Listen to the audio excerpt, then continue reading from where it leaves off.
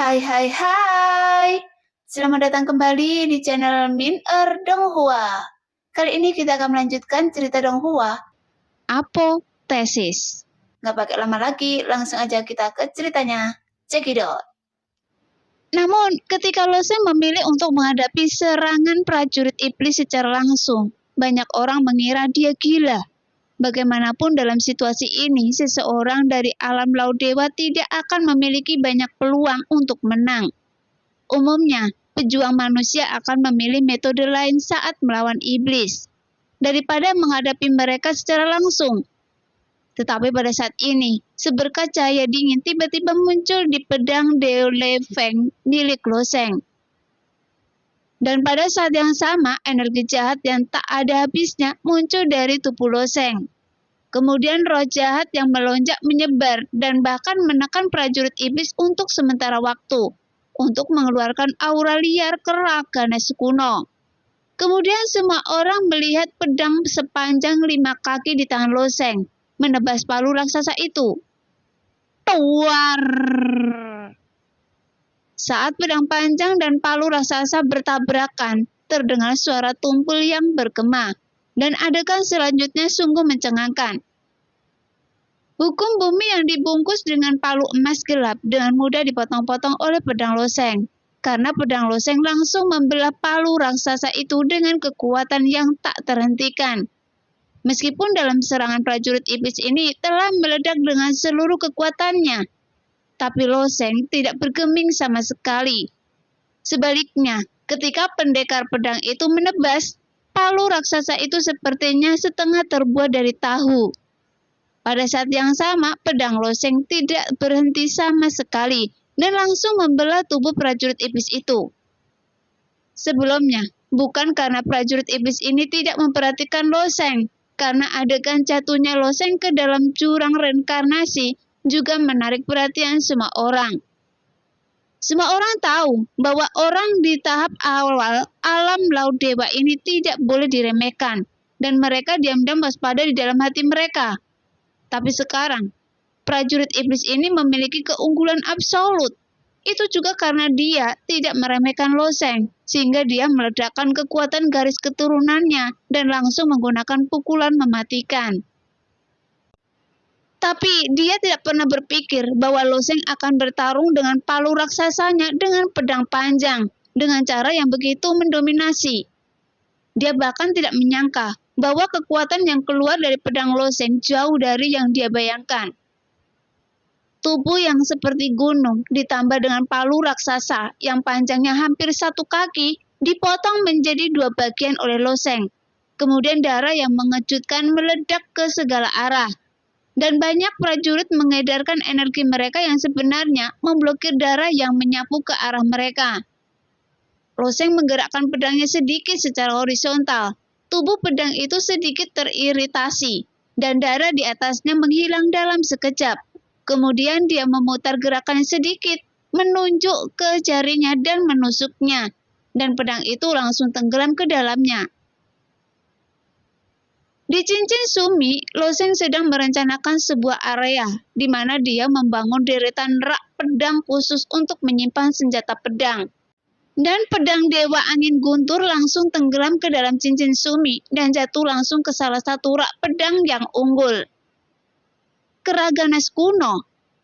Loseng melirik mayat prajurit iblis itu, lalu mengulurkan tangan dan melepas cincin Sumeru prajurit iblis itu, kemudian dengan paksa menghapus jejak spiritualnya dan melepaskan cincin Sumeru itu terbentur keras, sehingga semua item di cincin Sumi mengalir keluar di area yang luas. Ada berbagai macam benda yang disimpan di cincin Sumeru prajurit ini, dan semuanya berantakan. Loseng mengambil teratai es dari tumpukan barang yang berantakan, tanpa melihat yang lain. Bahkan ada ratusan gio esensi jati, tapi Loseng terlalu malas untuk membungkuk untuk mengambilnya. Sambil memegang teratai es di tangannya, dia berjalan langsung ke Mingsu dan berkata dengan tenang, "Jika Anda menghadapi situasi seperti ini di masa depan, jangan pamer, datang saja pada saya." Benar itu, sorot mata Mingsu tidak lagi bisa digambarkan sebagai kegembiraan. Di matanya, Loseng seperti dewa yang turun ke bumi, Dia tahu betul seberapa besar bobot kata-kata Loseng. Dari mengambil cincin Sumi hingga memilih teratai es, Loseng sangat santai dari awal hingga akhir, tanpa kewaspadaan apapun. Sehingga para prajurit yang awalnya berencana untuk mengerumuninya tetap diam. Seolah-olah semua pemikiran penghakiman di hati mereka telah lenyap saat ini. Melihat situasi menyedihkan dari prajurit iblis, mereka tahu betul hasil dari melawan Loseng. Karena prajurit di alam dewa bahkan dibunuh hanya dalam satu serangan. Seolah-olah dia tidak cukup kuat di depan Loseng, yang membuat beberapa prajurit tidak bisa menahan rasa takut. Adapun prajurit iblis lainnya, mereka diliputi amarah ketika mereka melihat Loseng melemparkan puing-puing dari cincin Sumi ke tanah dan mempermalukan sesama prajurit mereka. Prajurit iblis adalah yang paling khusus tentang integritas, yang merupakan kehormatan tertinggi bagi mereka untuk mengorbankan hidup mereka sampai mati dalam pertempuran. Di depan Loseng, tidak ada yang berani menghadapinya atau bahkan mengkritik Loseng. Ayo pergi, memurnikan teratai es ini akan sangat bermanfaat bagi Anda. Loseng tersenyum sedikit, lalu berbalik dan pergi. Mingsu mengangguk, menyingkirkan teratai es dan mengikuti Loseng. Ketika dia melewati tubuh prajurit iblis, dia melihat puing-puing berserakan di tanah, termasuk beberapa barang langka yang merupakan kekayaan prajurit itu. Ada sedikit keengganan di wajahnya, karena orang ini mati di bawah pedang Loseng. Benda-benda ini awalnya adalah piala Loseng, jadi akan sia-sia jika dibuang begitu saja di tanah. Tapi Loseng tak mengambilnya, bahkan Mingsu juga tidak mengambilnya. Dan hanya mengikuti Loseng, setidaknya dia tidak bisa mempermalukannya. Tapi setelah sedikit berjuang, dia dengan murah hati berpikir, tidak lagi. Dan kemudian mengikuti Loseng dalam 2 langkah. Selanjutnya, para pejuang dari klan Yoye dan para pejuang dari ras manusia juga meninggalkan tempat ini satu demi satu. Adapun para prajurit iblis, mereka mengumpulkan mayat kerabat mereka dan mengumpulkan puing-puing dari cincin Sumi. Tapi wajah semua prajurit iblis begitu suram hingga mereka bisa meneteskan air mata. Tuan Suci tidak akan membiarkan anak manusia ini pergi. Anak manusia ini cepat atau lambat akan meninggalkan istana bawah tanah. Bagaimana Tuan Suci membiarkan dia pergi dengan selamat? Tuan Suci akan membantu kita membalas dendam. Setelah mengumpulkan mayat prajurit tersebut, para prajurit iblis ini juga mengikuti semua orang. Pada saat ini, semua orang melayang ke ujung lain melalui saluran angin. Setelah berputar-putar, mereka benar-benar kembali ke jurang maut lagi. Tapi Loseng tidak banyak berpikir dan langsung melompat turun.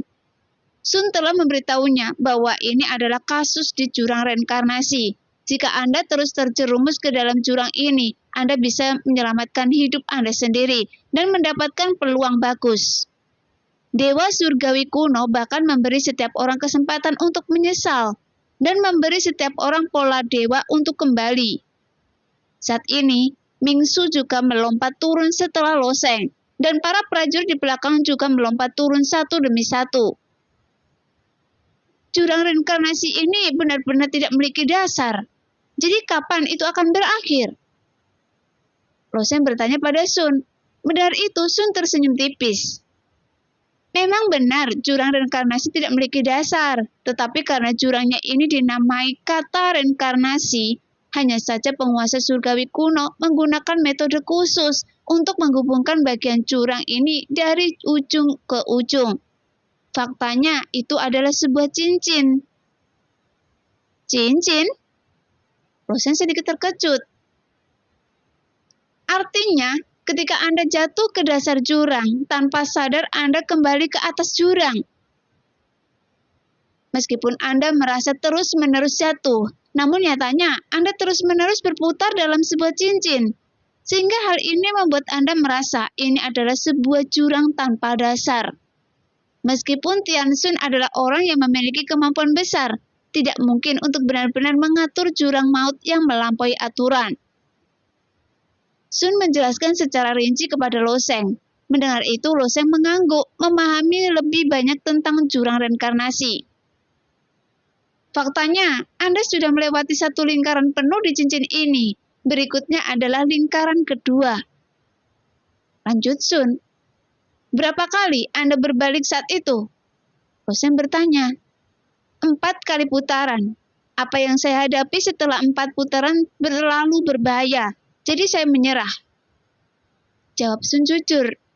Meskipun Sun hanya berada di alam dewa saat itu, dia telah dinobatkan sebagai raja pada saat itu. Dia adalah orang yang kuat di klan Yoye, dan bahkan dapat memerintah penguasa surgawi. Jadi dia tidak kekurangan berbagai sumber daya keamanan. Setelah mempertimbangkannya, Sun memilih untuk menyerah. Tapi kali ini, Anda tidak boleh menyerah. Tambah Sun.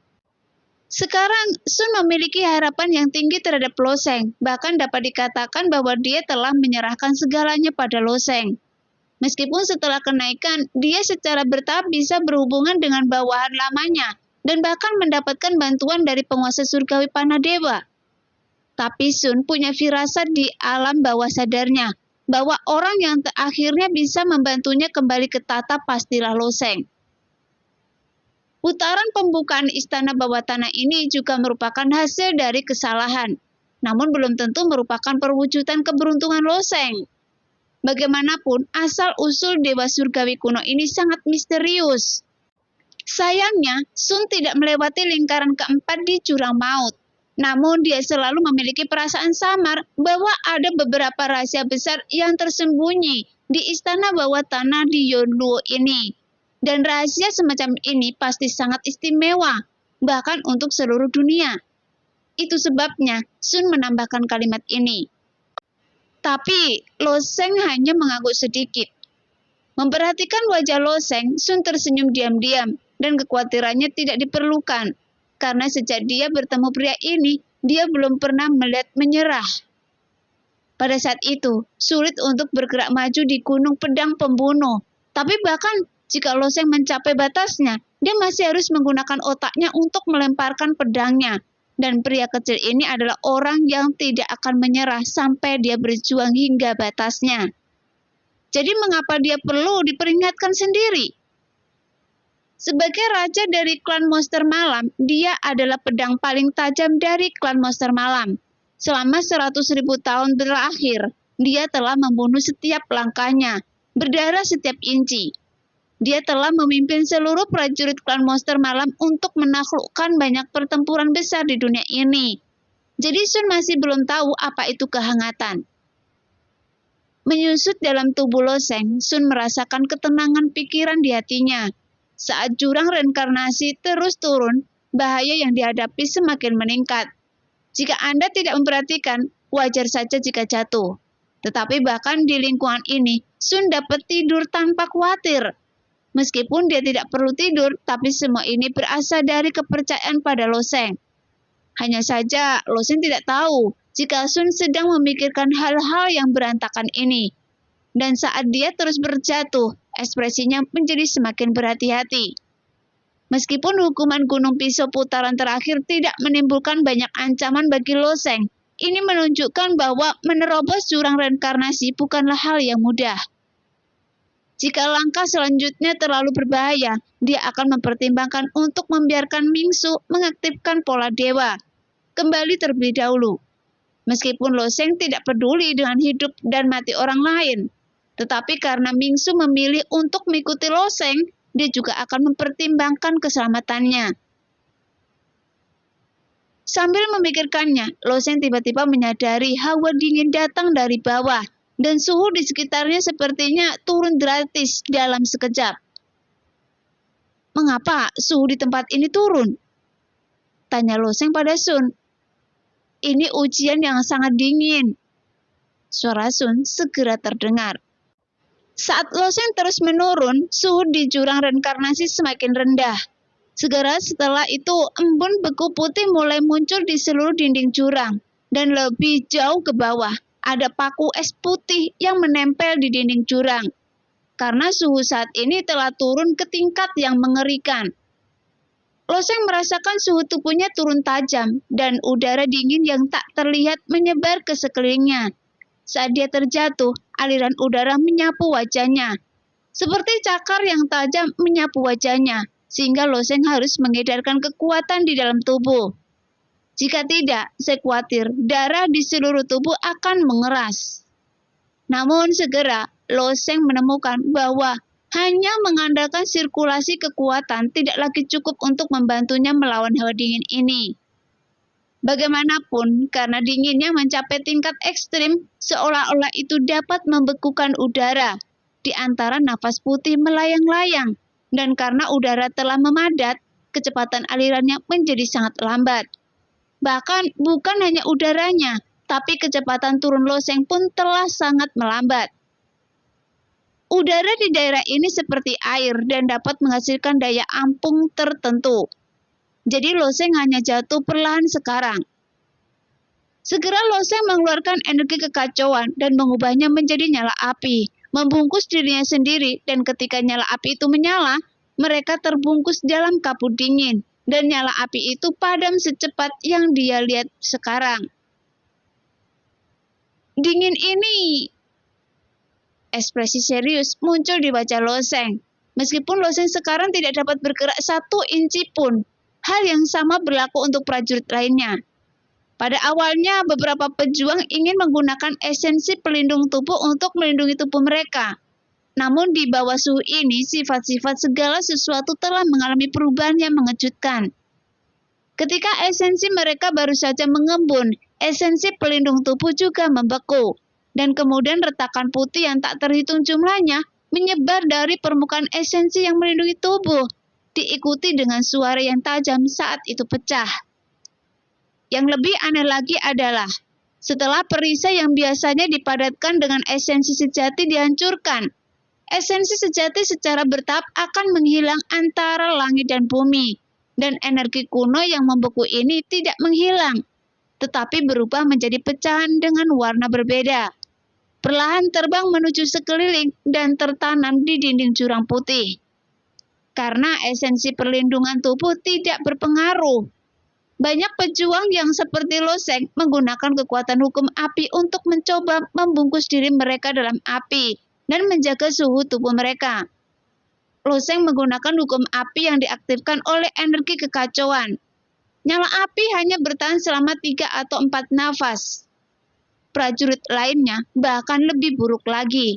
Nyala api hampir mengembun dan segera padam. Berdasarkan perhitungan tersebut, jika ingin melewati kawasan ini, kemungkinan besar hanya bisa mengandalkan kemauan. Tapi yang membuat Loseng sedikit terkejut adalah, Mingsu tampil sangat baik di jurang ini. Mungkin itu karena dia mengambil jurusan keterampilan es. Suhu rendah di area ini tidak membawa terlalu banyak masalah baginya. Jadi bagi Loseng, Mingsu tampaknya jauh lebih tenang daripada prajurit lainnya. Namun, meski suhu saat ini sangat rendah, hal tersebut bukanlah ancaman yang fatal bagi para pejuang. Para pejuang ini menggunakan kekuatan mereka secara gila-gilaan untuk menstimulasi energi sejati dalam tubuh, agar mengalir deras di dalam tubuh, sehingga memperoleh sebagian panas dan menjaga darah tetap mengalir di tubuh mereka. Atau mereka mungkin dengan gila-gilaan mengaktifkan energi sebenarnya di dalam tubuh mereka untuk memadamkan api. Meskipun api tersebut hanya dapat bertahan dalam waktu yang sangat singkat, namun cukup untuk menghasilkan banyak panas. Terlebih lagi ketika beberapa prajurit berkumpul, mereka dapat berbagi panasnya api.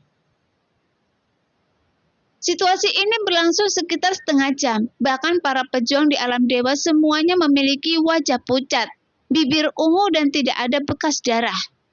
Prajurit pada awalnya dapat bertahan dalam banyak lingkungan ekstrim yang tidak dapat dibayangkan oleh manusia, tetapi sangat jarang lingkungan menjadi begitu ekstrim.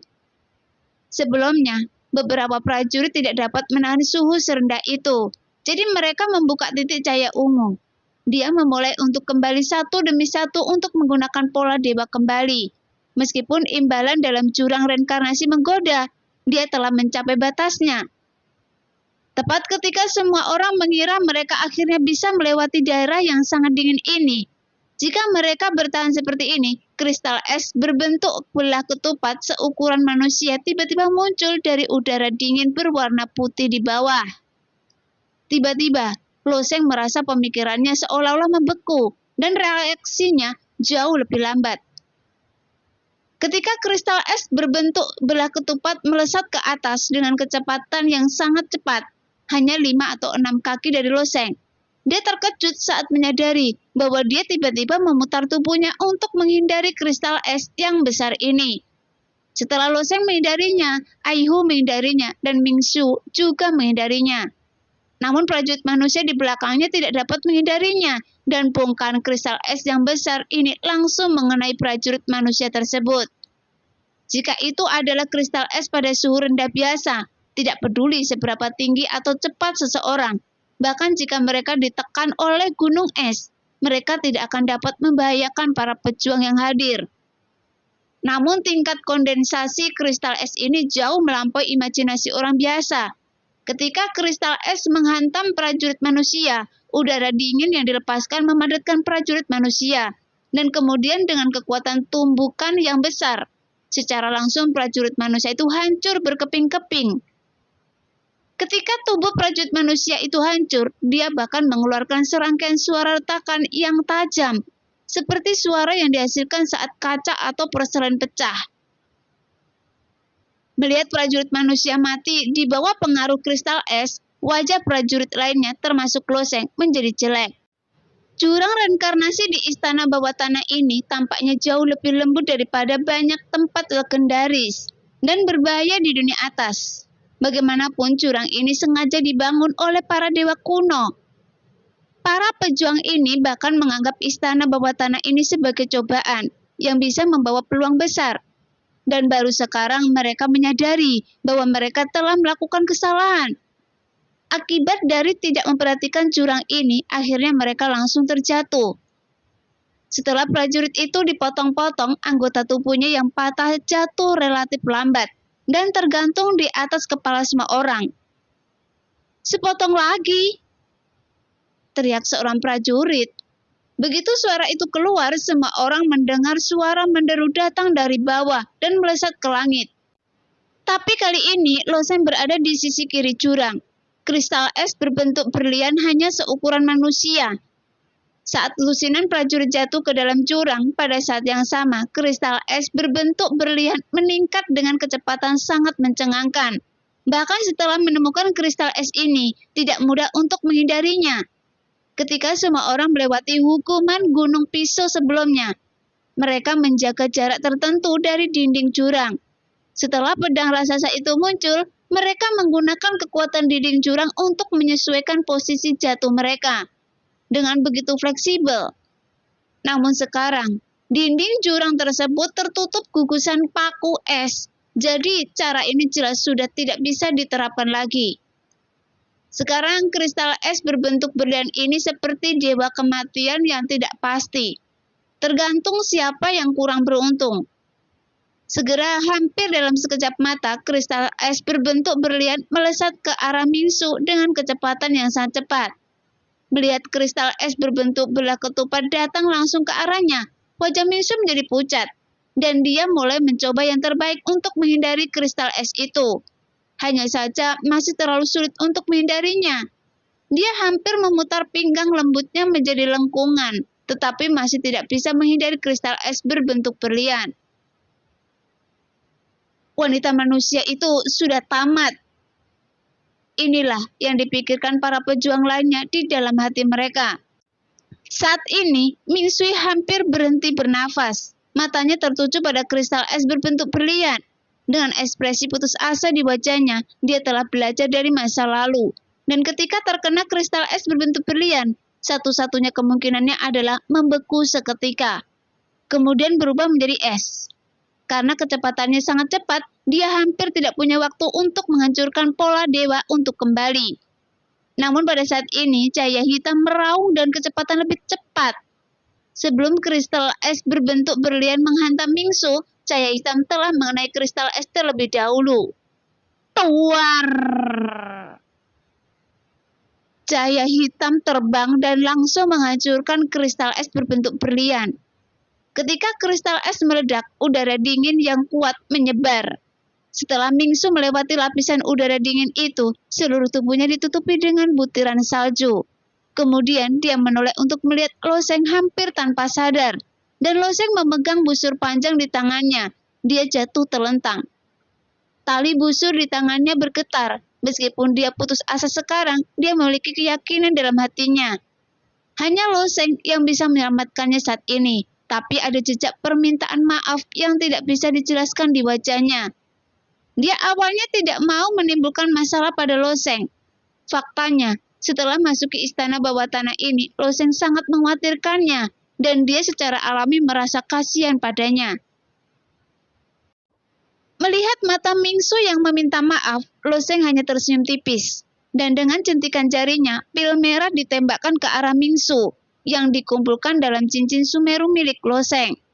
Meskipun Mingsu mempraktekkan keterampilan berbasis es, ramuan segel api tidak bermutu tinggi, tapi bisa mengaktifkan esensi sejati dan mengeluarkan panas dalam jumlah tidak boleh diremehkan.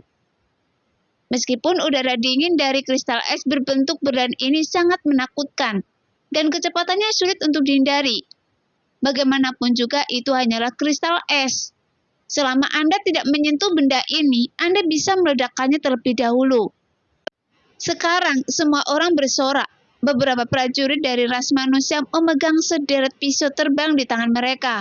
Sementara prajurit dari klan Yoye, mereka mengeluarkan busur dan anak panah mereka sendiri. Segera dengan dua suara siulan, dua kristal es berbentuk berlian kembali keluar dari bawah jurang. Tapi kali ini, begitu dua kristal es berbentuk berlian muncul, dua suara tajam terdengar dan cahaya hijau dan cahaya ungu terbang menuju kristal es berbentuk berlian secara bersamaan. Duar, duar! Dengan dua suara yang tajam, dua kristal es berbentuk berlian itu meledak seketika, menyebarkan aliran udara dingin dan kemudian menghilang di depan mata semua orang. Dan orang yang mengambil tindakan adalah dua wanita dari klan Yoye.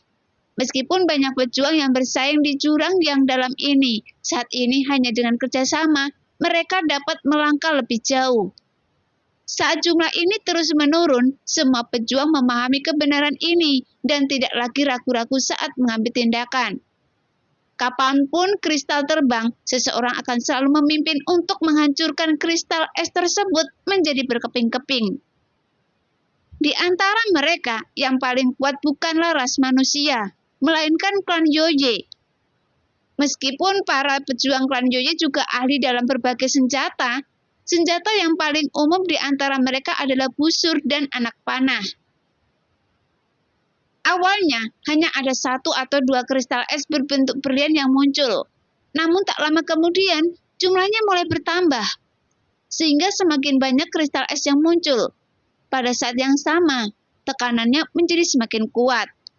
Jadi semua orang hanya bisa bekerja sama dan untuk sementara, semburan ledakan bergema di jurang. Namun situasi ini berlangsung kurang dari setengah jam dan ekspresi semua orang menjadi semakin serius. Sekarang, jumlah kristal es berbentuk berlian yang melonjak telah mencapai 20 jumlah kristal es berbentuk berlian. Jika terlalu banyak, tidak sulit ditebak bahwa akibatnya akan menjadi malapetaka bagi setiap pejuang. Di bawah suara berdengung, beberapa pejuang telah melihat ini dan memilih untuk menghancurkan titik cahaya ungu terlebih dahulu. Mengaktifkan pola dewa untuk kembali dan berhenti. Ketika saya benar-benar tidak bisa mengatasinya, saya khawatir saya tidak akan bisa pergi meskipun saya menginginkannya. Meskipun peluang di jurang ini menarik, pada akhirnya hidup adalah yang paling penting. Semakin sedikit orang, semakin besar tekanannya. Lagi pula, ada begitu banyak kristal es berbentuk berlian yang harus dihadapi. Ketika orang pertama memilih mundur, suasana hati prajurit lain yang bertahan segera terguncang. Tak lama kemudian, prajurit kedua dan ketiga juga mengaktifkan pola dewa untuk kembali, berubah menjadi cahaya ungu dan terbang ke atas. Tetapi lebih banyak pejuang yang memilih untuk tetap tinggal. Bagaimanapun posisi mereka berbeda. Kekuatan mereka berbeda dan suasana hati mereka juga sangat berbeda. Beberapa orang memilih untuk berjuang keras dan mencapai kebesaran, sementara yang lain memilih untuk melindungi diri mereka sendiri dengan bijak dan mundur dengan berani pada waktu yang tepat. Meskipun mereka tidak tahu dalam membuat pilihan benar atau salah.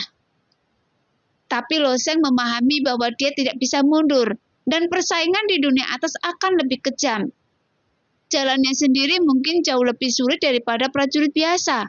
Belum lagi, dia tidak hanya untuk dirinya sendiri, tetapi juga untuk Sun. Mingsue, sesuaikan posisi Anda dan usahakan tetap sejajar dengan saya, kata Loseng. Mendengar itu, Mingsue mengangguk. Dia secara alami tahu pengaturan Loseng. Sekarang semua orang jatuh. Dia menyesuaikan posisinya agar tetap berada di atas kepala Loseng. Dan Loseng setara dengan menghalanginya di depan. Setelah prajurit lain melihat pengaturan Loseng, mereka berubah pikiran dan mengikuti. Kemudian pemandangan yang agak lucu muncul. Hampir semua prajurit mulai menyesuaikan posisi mereka dan bergerak menuju Mingsu. Bahkan tidak hanya para pejuang manusia, tetapi juga klan Yoye dan klan Iblis. Semuanya berdiri berdampingan seperti tumpukan arhat, membentuk garis lurus tangga manusia yang jatuh ke bawah. Melihat tangga yang tertata rapi di atas kepalanya, Loseng juga memiliki senyuman tak berdaya di wajahnya.